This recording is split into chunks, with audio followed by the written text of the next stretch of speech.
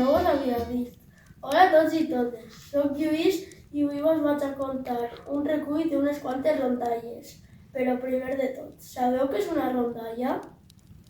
Una rondalla és una narració breu de caràcter popular que combina elements de fantasia, de llegenda i reals.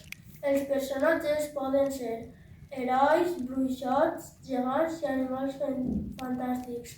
La trama sol ser senzilla, amb personatges comuns amb molts pobles i cultures. Les rondalles anaven passant de generació en generació de forma oral. A dia d'avui podem gaudir de les rondalles gràcies a escriptors com Jordi Raül, Enric Valor i Almudena Francesc, que les recolleixen en llibres, col·leccions o contacontes totes aquestes històries. Cada poble té les seues pròpies rondalles, però jo avui us vaig a contar algunes rondalles del meu poble, Bocairent.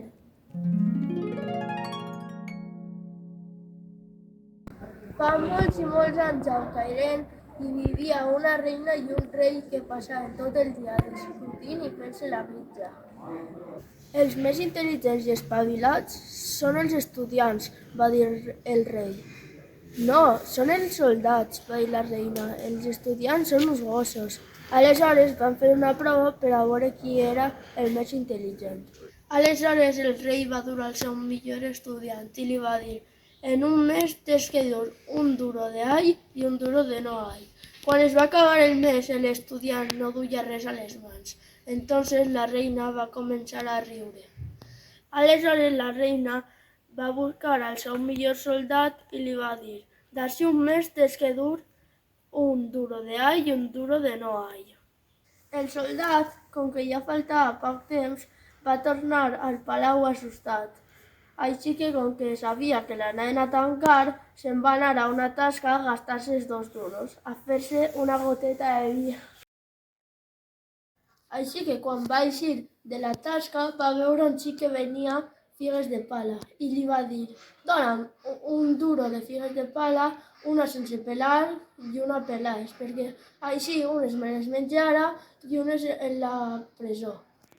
Quan era el dia de la posta, el soldat va anar al palau i la reina li va dir: has dut el duro de all i el duro de no all?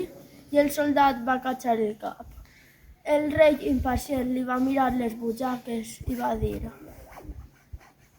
no hay. Entonces la reina es pensava que era el duro de all. Va mirar l'altra butxaca i com estaven les figues de pala que punxaven va dir: ai. I així va ser com la reina va guanyar l'aposta.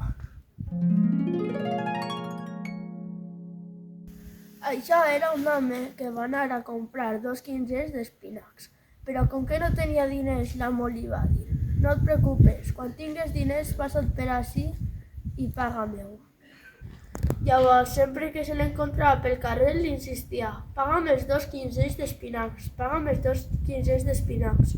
Un dia l'amo, que tenia el cap com un bombo, se li va ocórrer la idea de fer com si s'haguera mort. I així va ser. Va avisar a tot el poble de que s'havia mort i van fer una missa.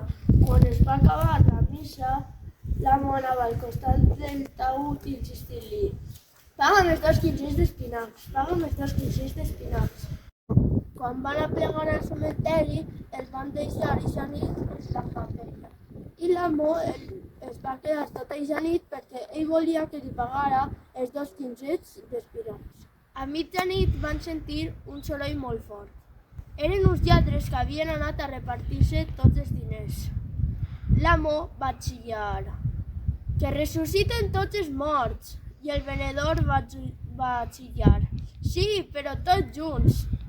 En sentir allò els lladres van eixir corrent i l'amo i el comprador es van repartir totes les joies i diners. Però l'amo li va dir: paga'm els 2 quinzets d'espinacs. I així va ser. Amb la butxaca ben plena li va pagar els 2 quinzets d'espinacs i ja no li va donar més la tabarra.